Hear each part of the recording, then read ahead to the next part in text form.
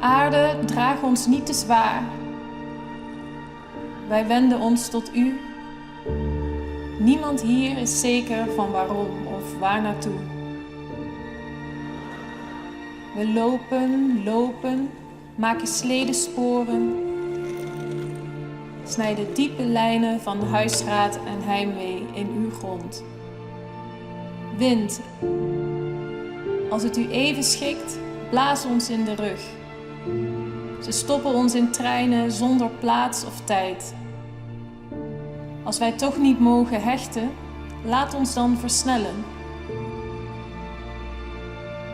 Wij zijn te moe om nergens bij te horen. Goede aarde, luistert u? Er wordt op ons gewacht. In het eigen Friese land staan mensen klaar met brood en hoop, met warmte in hun hand. In de verre huizen van het noorden staan bedden om in thuis te komen.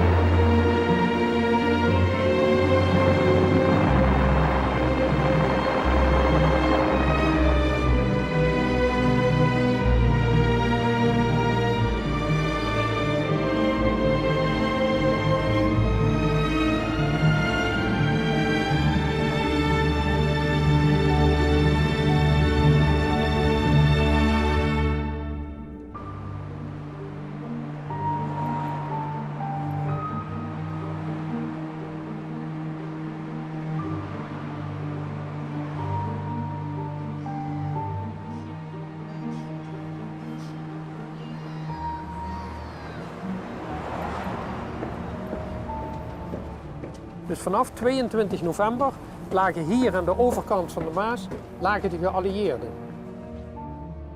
De Roermondse bevolking dacht van ja, als ze aan de overkant van de Maas liggen, dan zijn ze ook zo bij ons. Dus de bevrijding komt binnen een paar dagen. En dat duurde nog van 22 november tot 1 maart 1945.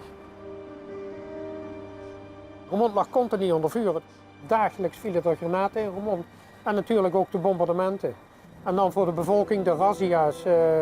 Ja, dat was allemaal heftig. Ja. Midden november hadden de geallieerden pas deze lijn bereikt. Ze hadden gedacht dat zich de West en de Maas maar 2000 Duitsers bevonden. Het waren er niet minder dan 20.000. Hun bevoorrading geschiedde via Venlo en Roermond en de Maasbrug en aldaar. Voor de bevolking in dit gebied, die een schuilplaats zocht in de kelders, werden die weken van verwoede strijd een hel gelijk. Er was gebrek aan eigenlijk alles wat je maar kunt verzinnen. Roermond lag onder constant artillerievuur van de geallieerden. De Duitsers vuurden natuurlijk op de geallieerden. De geallieerden vuurden terug. En dat betekende ook dat er heel veel granaten in Roermond vielen. Door één zulke beschieting vielen in Montfort, zuidoost van Roermond, onder de burgerij en de vluchtelingen bijna 200 doden. In Venlo verloren meer dan 400 mensen het leven.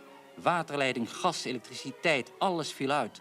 De mensen huisden maandenlang in kelders. Wij woonden ook in de kelder, ja. Met, even kijken, 5 volwassenen en ik als baby.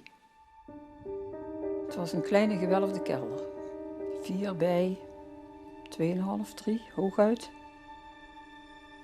Boven werd er natuurlijk gewoon nog een klein beetje gekookt en zo, maar dan werd het weer naar beneden gebracht en daar werd eigenlijk geleefd in de kelderruimtes. Hetty Jacobs is dan nog maar een paar weken oud. Net alleen nog het artillerievuur zorgt voor permanent gevaar. De malje van Roermond ben ik massaal onder groens gaan om te ontkomen aan de razzia's van de bezetter. die het dwangarbeiders nodig had voor de oorlogsindustrie in Duitsland. Eind december stelden Duitsers een dier. Er zijn er een aantal mannen die zijn ondergedoken in de kelders van een school en daar zijn ze gegrepen, verraden. En die zijn met een schijnproces werden ze ter dood veroordeeld en ze moesten zelf een graf graven in de bossen bij Elmt en daar zijn ze gefusilleerd.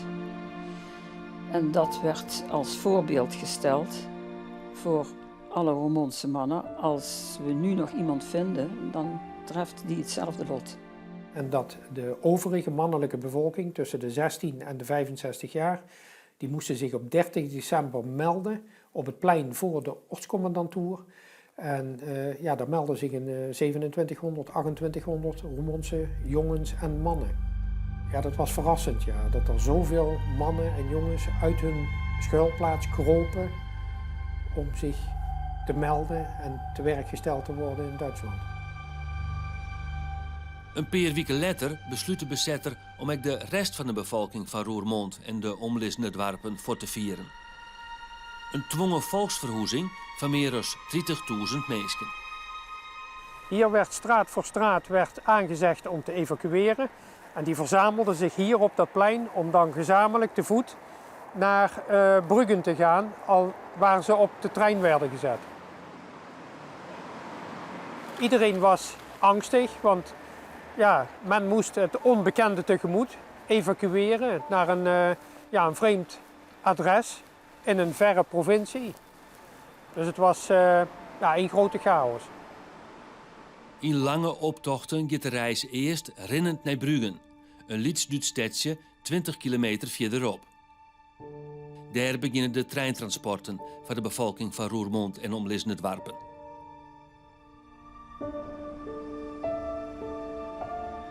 Ex-zuster Josefa maakt op transport. Als 100-jarige kan ze haar nog glashelder herinneren toen het bevel voor evacuatie kwam. Bij 40 oren om en meer dan 200 ben van het Bennetehoes de stenen trappen, maakt ze haar kleermeidje voor een bange reis.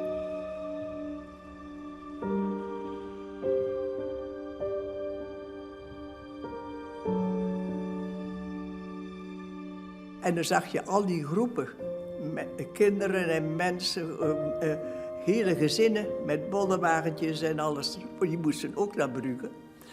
En dat was een schouwspel, dat kun je zich niet indenken als je dat zo zag. Hè. Het was winter, er lag sneeuw.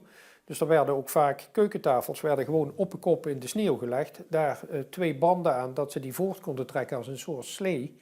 En daar werd dan, de persoonlijke bezittingen werden daarop meegevoerd. En dat was dan de mensen die konden lopen. Je hebt natuurlijk ook hulpbehoevenden. Er waren mensen die ziek waren of die bedlegerig waren. Die moesten zittend of liggend vervoerd worden. Dus het was een hele operatie om iedereen op transport te krijgen. Mijn moeder die was heel slim, die had een lange ladder van mijn vader.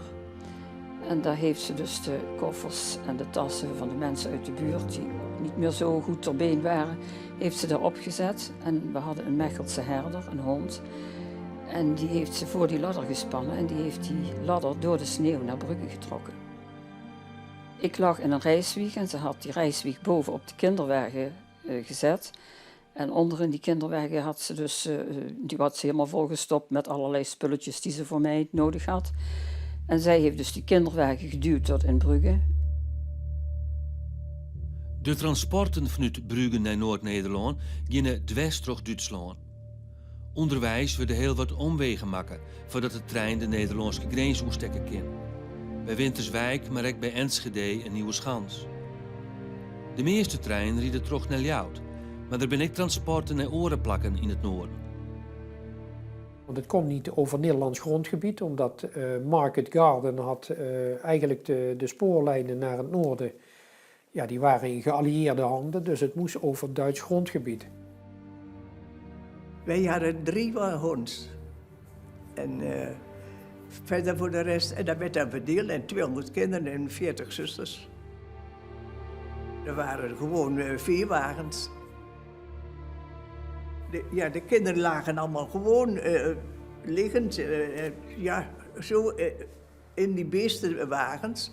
Er zat de dikke paardenmest nog mooi in. Het waren echte veewagens met de vuiligheid erin. En dan hebben we nog doeken en oude tafelkleden die we meegenomen hadden. Dat werd daar opgespreid, dat je tenminste een beetje fatsoenlijk nog kon liggen. Zo ging dat. Mijn moeder die had een paar thermosflesjes gevuld met koffie en een paar kruikjes met koffie. En met die kruikjes hield ze mij warm en had zij zelf te drinken, zodat zij mij borstvoeding kon geven. Maar er waren ook vrouwen die dat niet konden. En die moesten hun kindjes met fles grootbrengen. En ze hadden wel melkpoeder, maar geen water. En dan werd er met een stompje kers een beetje water gesmolten van de ijspegels aan de wagon. En op die manier werd er dus water opgevangen. Maar ja, die kindjes die kregen allemaal dysenterie. Dan zijn er heel veel overleden.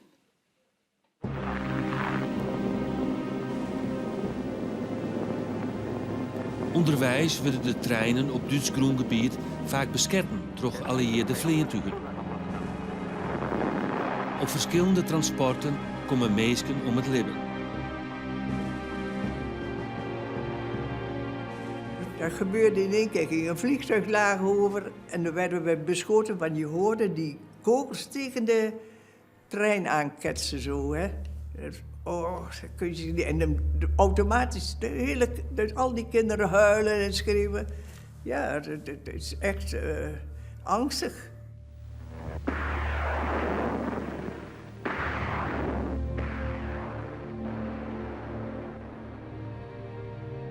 Vliegtuigen overgingen of wat bommen gegooid werden. Werd er automatisch, toen we daar in die beestenwagens zaten, automatisch van de kinderen uit ook gebeden. Maar iedereen begon. Ja. Dan hoef je niks te zeggen. Dat was automatisch. Dan voelde je echt zo de nood, hè, die er heerste. En door het gebed dat we er maar doorkwamen. Dat is zo.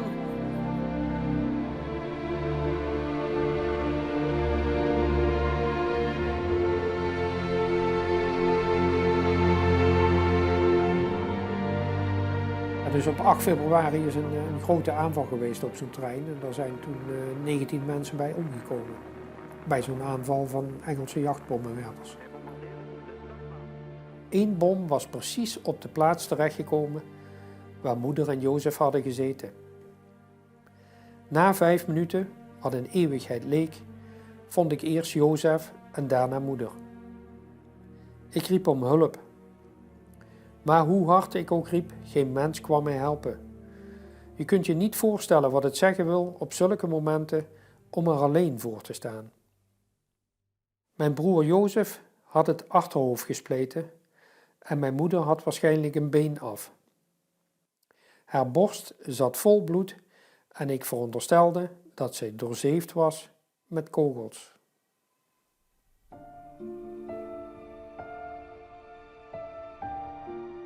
Bij 16 treintransporten werden in 4 weken tijd 30.000 Limburgers onder de meest vreselijke omstandigheden naar het noorden gebracht. 20.000 komen in Friesland te wonen. Een grootschalige huisvestingsoperatie is dan al in gang gezet. Ljout is evacuatiestijd en zorgt voor de eerste opvang. Bij aankomst in Ljout gaan de evacuees eerst naar de beurs. Voor registratie, een wasbeurt en ontsmetting. Zo'n legere squallen in het centrum worden inricht als sliepkwartieren voor de duizenden evacuees. Er binnen 3 eetkwartieren, onder andere in Zeelandskaaf en Schouwburg de Harmonie.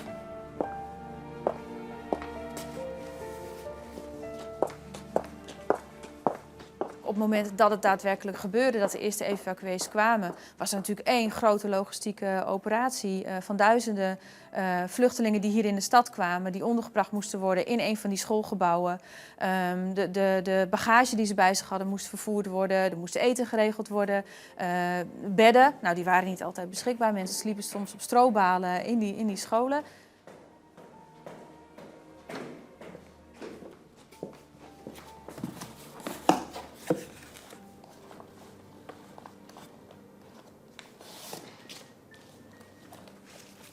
Als je nu ook bij ons in het archief kijkt, het lijkt een hele voorbereide, goed geoliede machine bijna. Er werd ook een beroep gedaan op de bedrijven hier in de stad bijvoorbeeld. En zo heb ik hier een brief geschreven aan heer Gerritsen van de Vrooman Dreesman. Zoals u weet zijn duizenden uit Limburg en naar Friesland geëvacueerd. Thans moeten in Leeuwarden 3 ziekenhuizen ingericht worden voor 600 bedden. Aan alles gebrek en bijna onoverkomelijke moeite om het allernodigste te verkrijgen. Thans vraag ik u, kunt u ons helpen aan 1000 lepels en vorken? In totaal hadden die 3 ziekenhuizen 600 bedden tot hun beschikking. Wat was er op een gegeven moment nodig? Nou, 100 koortsthermometers, 200 kleine waskommen, een paar vergieten, beschuittrommels, dus ook voor het eten moest gezorgd worden natuurlijk. 10 wiegjes, 200 drinkglazen, 200 diepe borden. Nou, ga zo maar door. Het zijn hele lijsten met spullen die nodig waren en die uiteindelijk ook beschikbaar werden gesteld.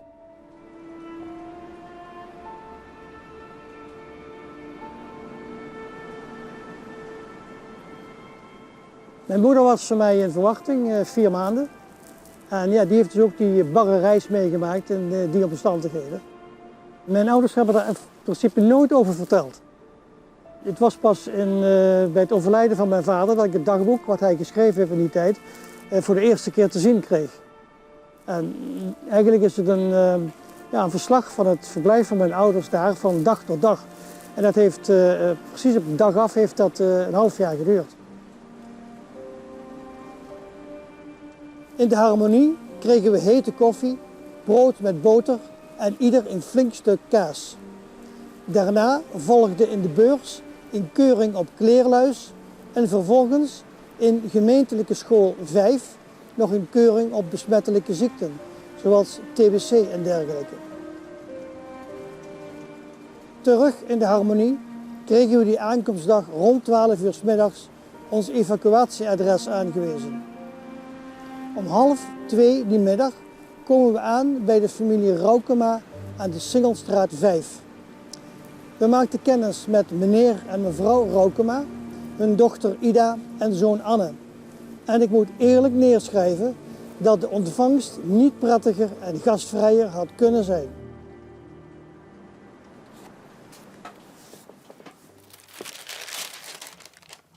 Tine Kamminga is in de winter van 1945 een famke van 13 jaar. Zij weet nog goed dat de evacuees in Gerkes-Kleester-Stroobos omkwamen. En ik zie daar een hele stoet mensen aankomen. Zolang als de streek was, zo ver waren het ook allemaal mensen. Allemaal grijs en grauw en somber en vermoeid. Dat was echt, je kon zien, die mensen die hadden het zwaar. En dat waren dus die evacuees die regelrecht uit Limburg dan kwamen. Iets van verlatenheid. Alles verlaten. En hier zijn we nou in een vreemd dorp met vreemde mensen. Wat staat ons te wachten? De wanhoop eigenlijk. Van hoe wordt dit allemaal? Waar komen wij terecht? Op een gegeven moment werd er bepaald dat mensen ook bij particulieren in huis kwamen. Dus je kon in één keer het bericht krijgen, een briefje op de deurmat, van binnen nu en een paar dagen kun je gezin verwachten wat jij onderdak moet gaan bieden. En dat kon je niet weigeren. Iedereen had later, kon je wel merken, had wel een evacuee. 1 of 2, soms een man met een kind. En soms, als het een beetje een ruim huis was, dan kregen ze een hele kamer. Hetty Jacobs komt met haar mem in Minnesgeer te wonen, bij de familie Tuinhof. Alhoewel lang net alle evacuees welkom binnen, worden zij mij Iep en Jerms ontvangen. Mensen hebben gegeven wat ze maar konden geven. Ze hebben echt alles gedeeld wat ze zelf hadden. En we hebben het er echt ontzettend goed gehad. We waren ontzettend lief, bezorgd. Ze hebben mij verwend. Er werd elke dag een klein flesje melk gehaald. En die Peke die kreeg dat flesje in handen. En die moest er een hele morgen mee schudden. En dan kwam er een klein klontje roomboter op boven drijven. Dat werd op een lepeltje gedaan. En zo ben ik groot geworden met Friese roomboter. Dat was voor mij. Ja. De mensen hadden zelf natuurlijk ook niet veel, maar wat ze hadden, hebben ze gedeeld. Ook liefde. De band en de zusters van de Stenen Trappen komen 12 dagen na het afscheid van Roermond in Beesterswijk aan. Uitput werden de jongsten onderbracht in Haringsma-Staten. De oudere band ging naar Langgoed Lauswold. In 1945 werd de band bij haar verblijf in Beesterswijk vestlijn op film. Ik heb in Haringsma-Staten, ging je met zo'n brede trap naar boven. Hè. En daar kwam je op zo'n hele grote zolder. Nou, en daar lagen onze kinderen. Allemaal op los stro werd uitgeschud en daar lagen we. Wij vonden in Haringsma-Staten een groot fornuis. En dat konden we gebruiken. En toen zeiden we, nou, we moeten eerst zien dat we de eerste dag zijn we langs de weg gaan plukken wat er groeide. Speenkruid. Daar hebben we het eerste manden vol en brandnetels hebben we daar gesneden. Maar dat fornuis dat was kapot van binnen. En dat dampte heel erg. Toen hebben we van die varkensketels. En daar werd toen ons eten in gekookt. Buiten, met een paraplu op het regende. Zo ging dat.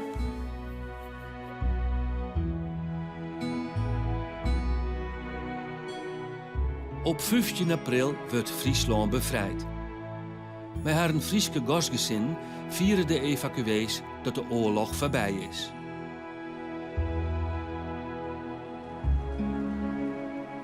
We zien een auto met een oranje vlag. Om 1:30 zien we de eerste Canadese tanks aan de gasfabriek. De stad is vol vreugde. We zien NSB'ers, Duitse krijgsgevangenen en moffenmeiden met de handen omhoog opgebracht worden naar het politiebureau en van daaruit naar de gevangenis. Bevrijd. Wat een heerlijk gevoel. Het is gewoon niet onder woorden te brengen en alles lijkt een droom.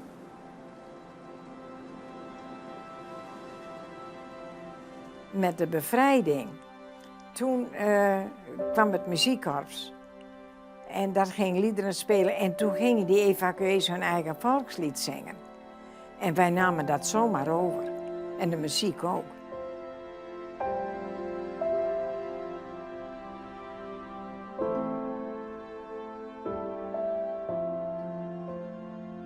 Waar in bronsgroen eikenhout het nachtegaaltje zingt, over het malse korenveld het lied der leeuwriks klinkt, waar de hoorn des herders schalt, langs der beekjes boord, daar is mijn vaderland, Limburg dierbaar oord. De evacuees willen het liefst zo gauw als mogelijk weer waarom naar Limburg. Maar de oorlogskeer in Nederland is zo groot dat het nog de hele simmer duurt voordat elk weer thuis is.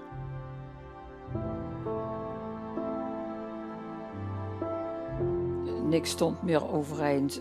Alles was verwoest en de huizen werden geplunderd door de Duitsers, door de geallieerden, ook door de bevolking van hier. Die dachten van die komen misschien niet meer terug, dat is nog bruikbaar, dat kunnen wij ook gebruiken. De paar mensen die nog hier achtergebleven waren.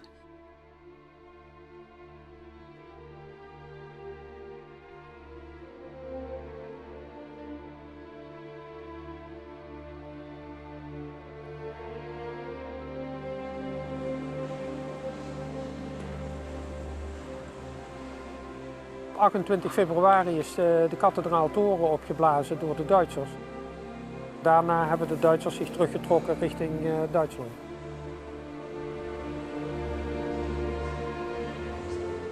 De trots van Roermond was er niet meer.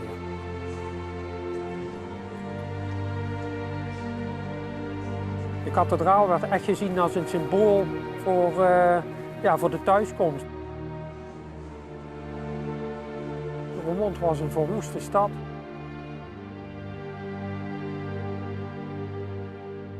Overal in Roermond waren versperringen aangelegd in de straten. Die versperringen die waren met prikkeldraad dichtgemaakt en overal lagen ook mijnen.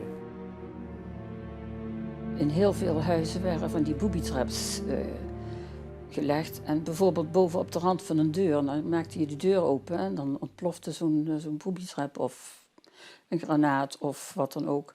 Dus er zijn echt heel veel mensen nog overleden na de oorlog. Toen de oorlog afgelopen was, die dus getroffen werden door zo'n ontploffende granaat.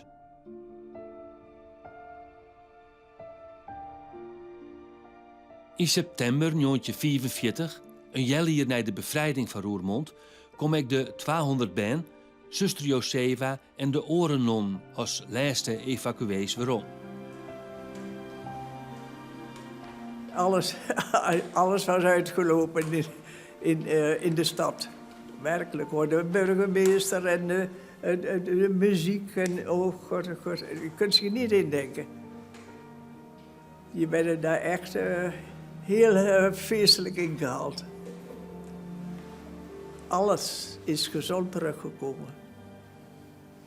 Dat is iets wat wij ieder jaar nog gedenken in september. Dat is echt heel wonderbaar geweest, kun je wel zeggen.